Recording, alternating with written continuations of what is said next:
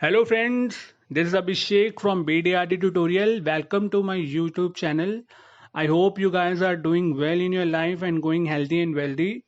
So in this video, we will be covering up Accounting Standard 12, that is accounting for government grants. This AS is particularly important for examinations, CA examinations, because it contains at least 4 to 6 marks questions in every exam possibly. So in this video, we'll be covering up not only the basic concepts, but as well as some practical illustrations with solutions.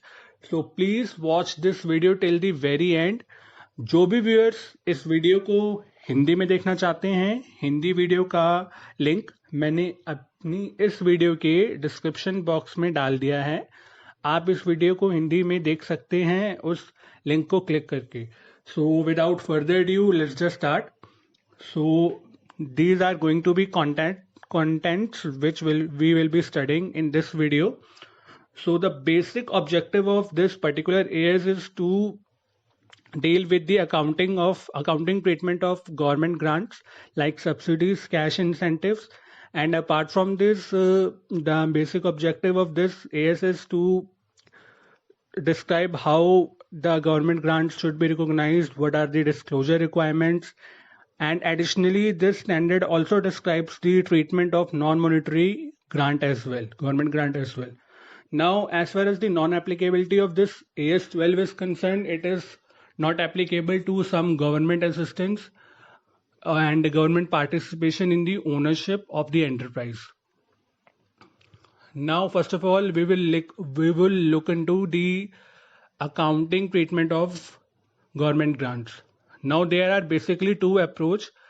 The first one is capital approach, under which a grant is treated as a part of shareholders fund. Now how we will present this government grant in our financial statement? It will be treated as capital reserves, which can be neither distributed as dividend or nor considered as deferred income. In contrast to the other approach, which is income approach, here the grant is taken into income over one or more periods.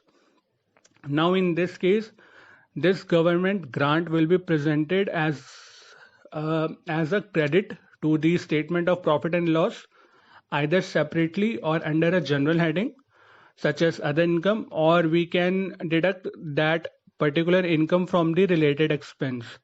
So suppose if we have acquired an asset and we have taken some specific grant for in relation to that particular asset, and we have incurred some expenditure in relation to the acquisition of some asset, then the income from that particular grant shall be reduced from the relative expense of the asset. Now there are certain conditions which need to be fulfilled in order to recognize the revenue in our financial statements. So first of all, the enterprise should comply with certain conditions related to the receipt of government grants. As we all know that there are certain limitations or eligible factors or some criteria to be fulfilled in order to take or in order to receive the grant. So an enterprise should comply with all these conditions.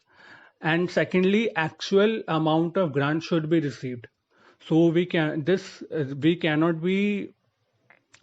say that we have assumed. We cannot be in that frame of mind that we are assuming that we have received the amount although we didn't.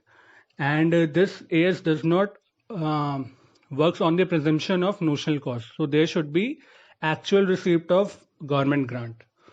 Now if the government grant is in the form of non-monetary asset, like land or other resources, then we have to see what would be the nominal value of that particular non-monetary asset, and the nominal value of the asset shall be treated as acquisition cost, and that acquisition cost should be shown in our financial statement. Means the government grant should be recognized at the acquisition cost.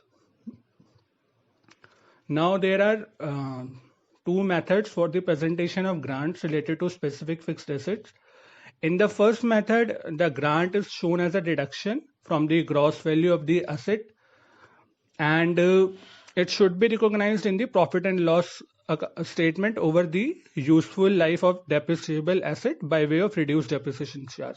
So in layman's language, I would say, suppose if I have acquired an asset, a machinery of rupees 100, and I received a grant of rupees 20 in relation to that particular machinery, then what I will be doing is I will be deducting that 20 rupees from that 100 rupees, and the resultant amount shall be depreciated over useful life and shall be charged to P&L account. Like suppose if the useful life of the asset is 5 years, then the 16, the depreciation amount shall be charged to the profit and loss account.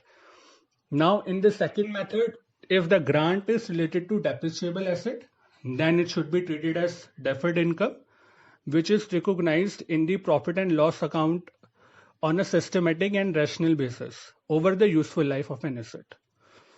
If it is related to non-depreciable asset, it will be credited to capital reserve under this method.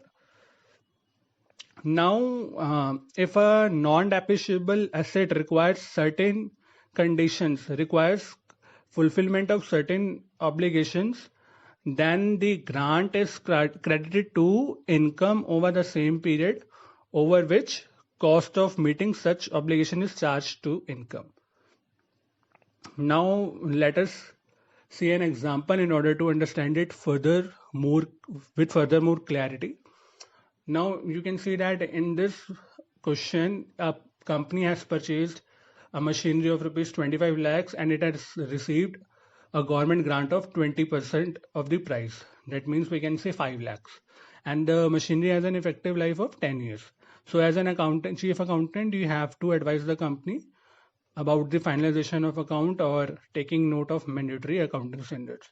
So as we see that, as we saw that in our previous slide, that there are two possible methods in order to present the government grants in relation to specific asset.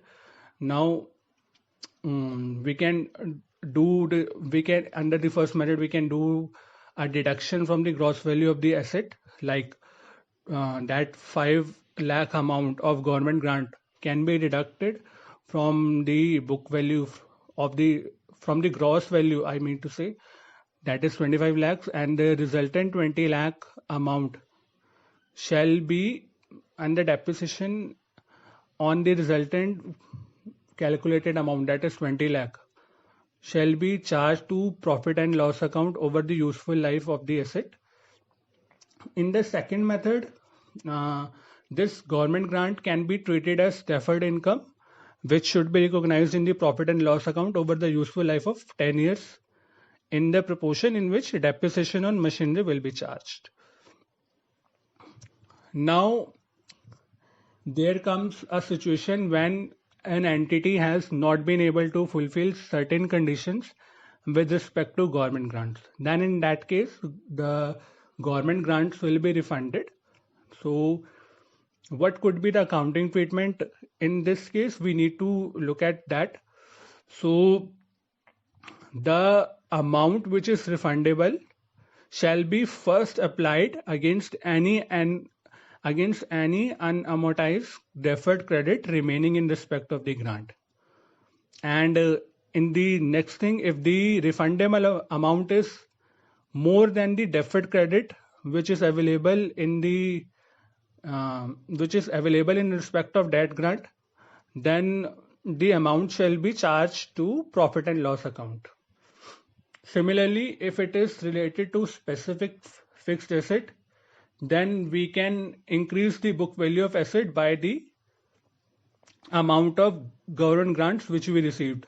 So suppose if I acquired a machinery of 100 rupees and for that particular machinery I have received the government grant of 20 rupees, then that resultant amount will be calculated by deducting the government grant from the gross value, that is 100 minus 20, 80 rupees.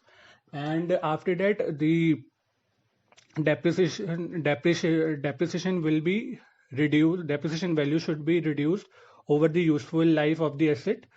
And suppose in the 5th year, like in the example I've said that this is the useful life of this particular asset is 5 years.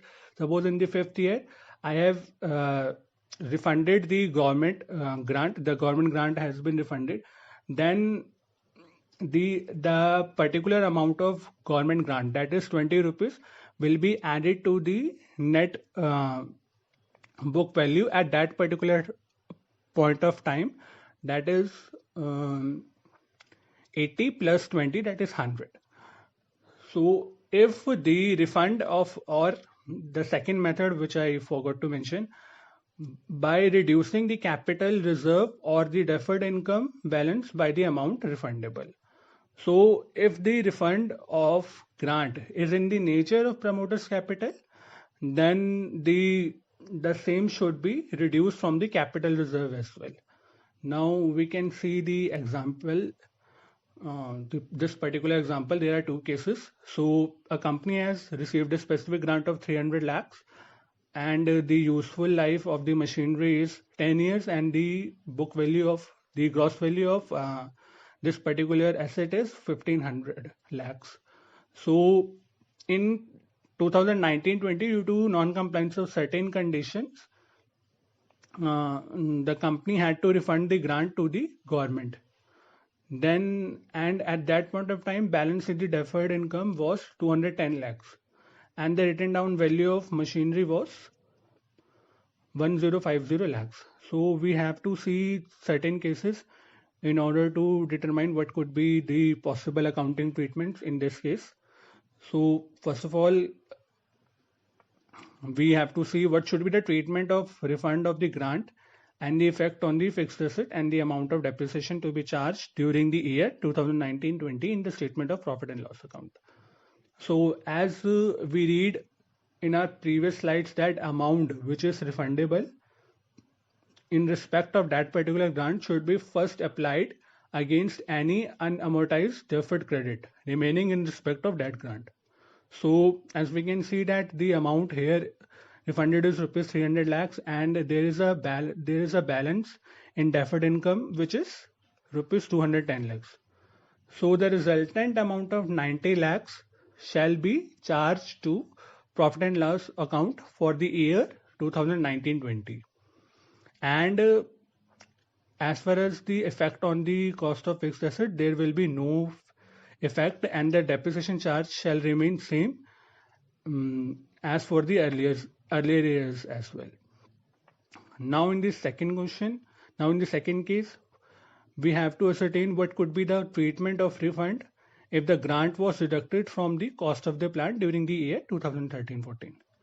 Then in this case, the book value of the plant shall be increased by 300 lakhs, that is the actual amount of government grant received, and this increased cost of rupees 300 lakhs should be amortized over 7 years. That is the remaining life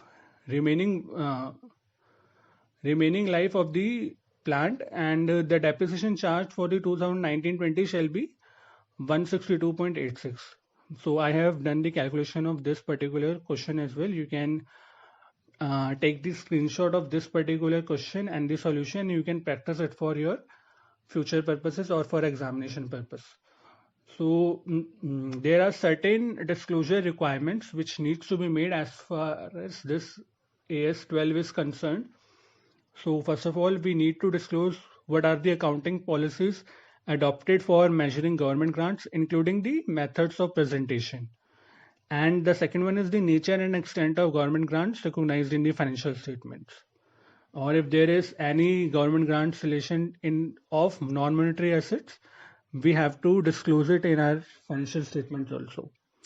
So this brings to the end of this particular AS. Now, if you have any queries or any comments or any questions regarding this particular AS, you can post your comments below. And thank you so much, guys. Please do like, share this video, and kindly subscribe my channel. Thank you so much.